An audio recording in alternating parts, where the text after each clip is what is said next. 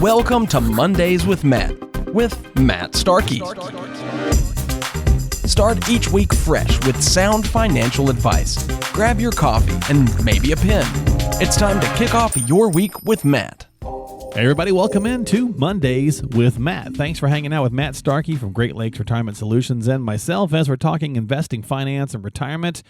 And we're going to talk about not our father's retirement this go around. So a lot of times when we think about retirement and we think about the various different things we're doing, sometimes we maybe equate it to what we saw or how we were raised or whatever. And so in many, many ways, retirement today is certainly not like it was for our parents. But we'll get into that in just a second. Matt, what's going on, buddy? How are you? Hey, Mark, I'm doing well this week. We're middle of June here, and I think for those hockey fans, it's been an interesting and enjoyable playoffs. Yeah, very true. Yeah, very true. The Hurricanes, they got bounced, but it is what it is. Yeah, that's your team down there, isn't it? So, neck of the woods. Yeah.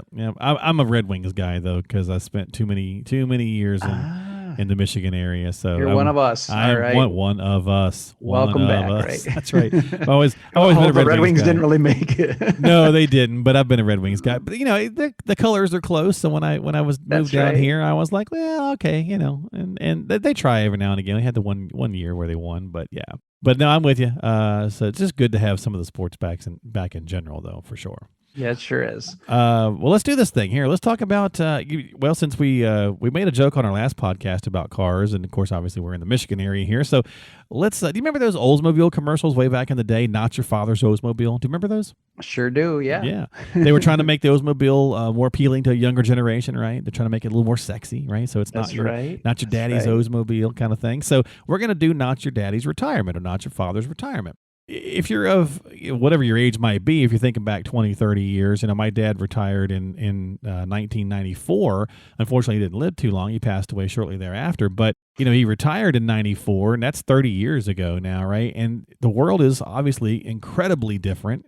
Even taking COVID and all the things that have come from that aside, it's still just totally different. So let's talk about some things to ponder and how it's different now when we're walking away from the job. So for example, 30 years ago or 40 years ago or whatever, you got to 65 and you retired, and it was kind of like, okay, I'm retired and there's nothing to do. Like you go play golf, right? There was like, well, just go play golf and that's it. But many more people nowadays, Matt, they want to work past 65, and it's actually more of the norm. It's okay. People are really more accepting and wanting to do things past 65. Maybe not the main job anymore, but something.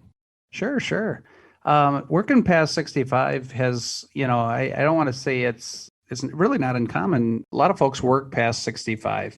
Social Security, when they start to bump the retirement age to receive your full retirement paycheck. Mm-hmm. Now it's over 66 in 66 or 67 or beyond. Right. Yeah. Mm-hmm. Yeah. So I think a lot of people, when they plan for retirement, used to be also that you would work 30 years, 40 years for, one employer, and then you would get a pension from that employer. So if you retired early, under 65, you could, certainly live on the pension plan up until Social Security kicks in. Yep. And a lot of times that was added on top. So people had plenty of money, and a lot of them. But our longevity wasn't there either, though, Matt.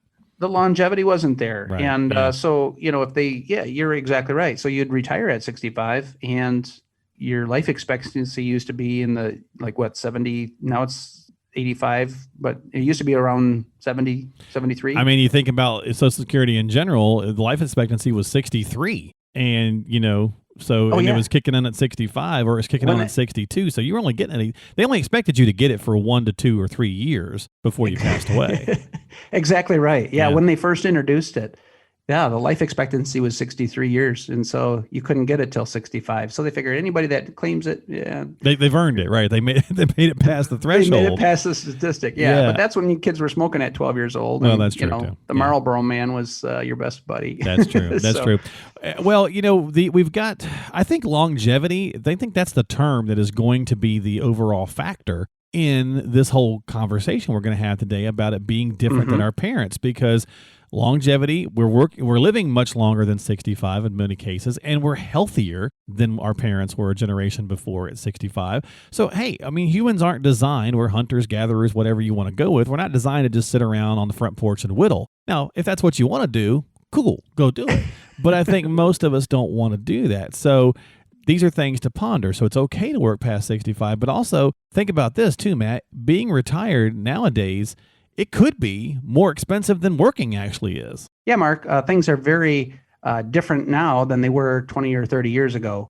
You think about the family unit too. And so being retired now could actually be more expensive. Well, how so? Well, back in the day, I remember we would go weekly out to my grandma's house, and we would go and visit my dad's parents and my mom's parents as well. We would go there. Over the years, some things have changed and generations have changed. And because I think of the higher education, more so with women and men, now we have a lot more women in the workforce. And what's happening also is there's jobs are taking them outside of the old traditional family circle of, 20 miles from where you grew up. And so we are now global, but a lot of families that I know, their kids live in different states. And so when they retire, what are they doing? They're going to see their grandkids. Mm-hmm. And it's not just, we have one in town or two families in town. It's like we have families, but they're in Texas and we're in Michigan, or they're in Florida or South Carolina. And so we're going to see our grandkids. And so we have travel expenses, and we have airplane costs or driving and things like that. That's one expense.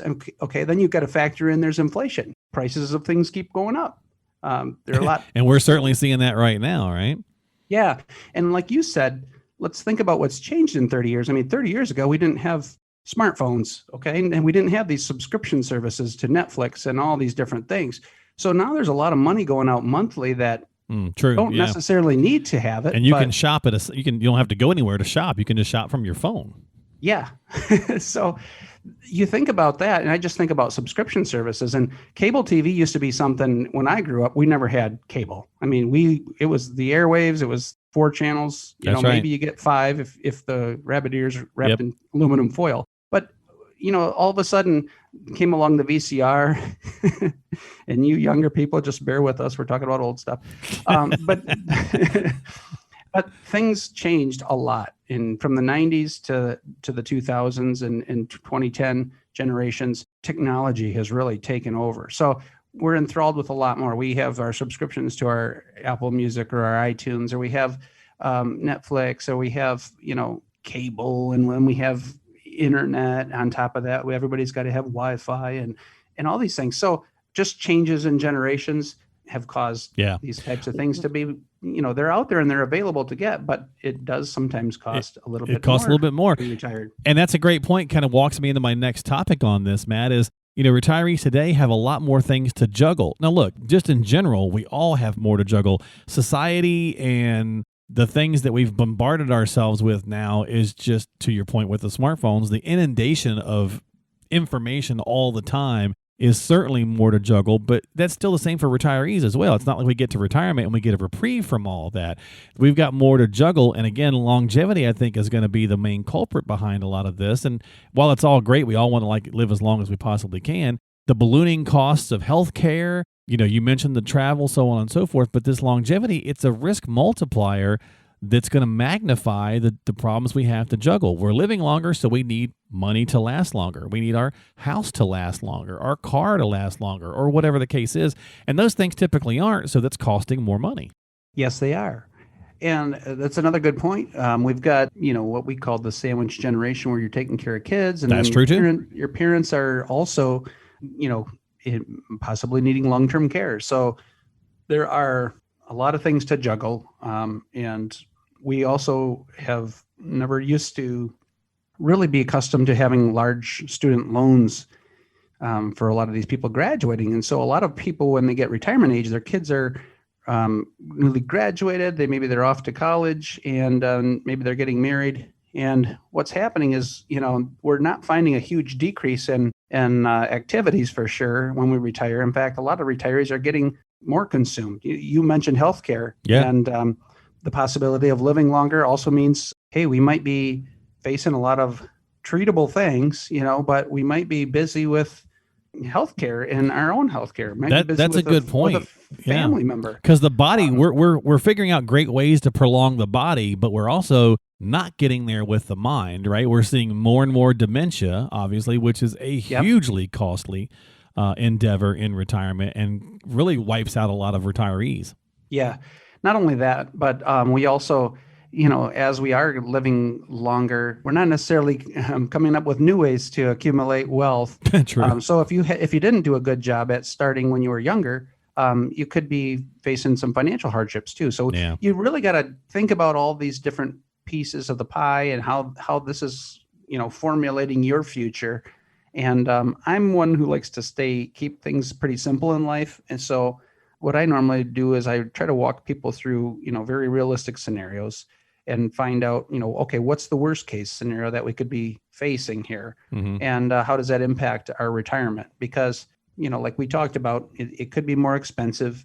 Healthcare is probably the number one expense that you're going to face in retirement now because people live longer. So we're not dying at that 65 years old or 70 years old. The average person now, females still have a longer life expectancy than males. Yeah, what, 86 or something like that? 87? Yeah. So you're into your mid 80s is what we need to really kind of plan for. And some of us are living longer than that. So I think we gotta design the portfolios to accommodate our long-term care expenses and what our income needs are going to be. Yeah, I mean, at the time we're taping this, I think I just saw today, Matt, that I think Clint Eastwood just turned 91 and he's working on a new movie, right? So I mean, Betty White, God love her, she's 98. I think she could be 99, I think, at her next birthday. So, I mean, these are and these are really not one-offs. I mean, these are the big names and they get the news or whatever, but when you're sitting there thinking about it, how many people, I guarantee you there's folks listening to this podcast that know somebody that's probably in their 70s and their parents are still alive, right? Their parents are probably in their 90s, mm-hmm. They're still alive. And to your point earlier, they probably have 30 or 40-year-old children that they may still be helping out. They may be helping them with, raise the grandkids, or they may be helping them with, some sort of financial bill, or folks even in their 60s, they might have kids in their late 20s that they're helping, and yet their parents are still alive in their 80s or early 90s. So I think they call it the boomerang generation. So they bounce back, right? Well, one of the cool things that you can do, and if you are falling into the category where you're a little older now and you got those adult kids and grandkids, mm-hmm. I was just coaching somebody the other day, and she said, "Well, thank you for bringing that up. I never thought about it that way." But mm-hmm. I just said, you're doing a lot of planning to leave money to your grandkids. But I said something that some of my clients will do is they'll take their whole family on vacation. If you're sitting on a lot of money, or if you have to take those required distributions and you don't need them, why not plan something with those people that mean the most to you, and do something that is an experience. Create memories together. Yeah. And you'll create memories, and they'll never forget it. And I said to this gal, I was like, well, even. I remember my daughter wanting this American Girl doll, and some of those things are just outrageously expensive. And it's something that I would be like, well, what's wrong with, this a regular doll here? Right. That's right. Yeah. But it's an experience. And that's, and what you're finding is that anytime that you get to spend with your family, and you can make it count, that is so important, because I have memories from my grandparents and the things that they would do with us. I don't remember necessarily all the toys or the different things, but when they spend time, when you can spend time with your family, if that means going away on a trip together, even for a week or even a couple or weekend, definitely do that, and think about all the retirement savings that you have and say, I'm going to make it count. I'm going to put purpose to my money, and I'm going to, spend time. I'm going to develop these relationships, because those are really what it's all about. Well, you know what? That's a great point, actually. And it does go along with our theme today of, not like our father's retirement or grandparents' retirement, because I think there used to be that kind of mindset of, we've saved really well. We've been really frugal. We're going to be frugal in retirement. And so we can leave, as much as we can behind to our kids or grandkids. And part of that living longer, some of the things that may have come to sound like negatives this week on the show, turn those into positives by saying, yes, I am living longer, but instead of leaving all this money behind or potentially leaving money behind to my family, let me go do things and enjoy the money with them and create some memories.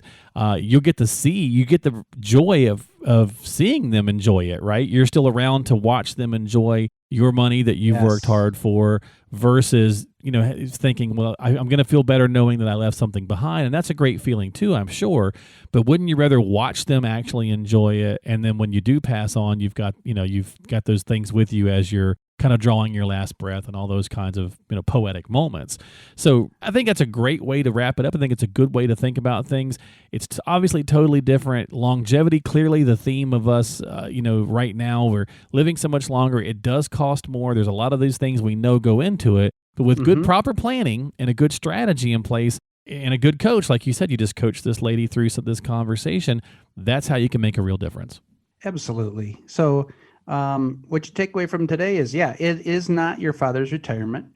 And definitely I tell people, when you're getting ready to finally be done, make a list of the things that, I guess you call it your bucket list, but make a list of the things that you really want to do in life and accomplish in life, and do it now. Do it while you're young and healthy. And you might feel, well, I'm not really young, but do it. If you have the ability to do it and you've always wanted to do it, experience it. There you go. That's how we'll wrap it up today. Go experience your life and the loved ones that are there. So. Yep. And of course, it costs money to do some of these things. So if you got a good strategy in place, then that'll certainly help take a load off the mind. But if not, if you need some help, reach out to Matt Starkey at Great Lakes Retirement Solutions. Go to GreatLakesRetirementSolutions.com if you need some help, if you want to talk about your scenario, your situation. Again, GreatLakesRetirementSolutions.com. You can subscribe to the podcast while you're there, Mondays with Matt, on Apple, Google, Spotify, whatever platform you like to use. You can just type that right in the search box of any of those apps. You probably already have one installed on your phone already anyway. For example, if you're an Apple user, you probably have Apple Podcasts already on your phone. Just type in Mondays with Matt in the search box of that app, and it'll pull it right up. Or you can also just call him. As we always say on the shows, you want to make sure before you take any action on anything you hear with our show or any other, you always check with a qualified professional like Matt. So you can call him at 989-401-2949. That's 989-401-2949. Matt, thanks for hanging out with me, my friend. Have a good week. And I guess the next time we will talk, we'll be into July. We will. So we'll be celebrating our independence, and I think with a little extra emphasis this year after our lockdown last year. So. I agree wholeheartedly. Thank you, my friend. Have a great week. We'll talk to you next time, folks. We'll see you next time here on Mondays with Matt.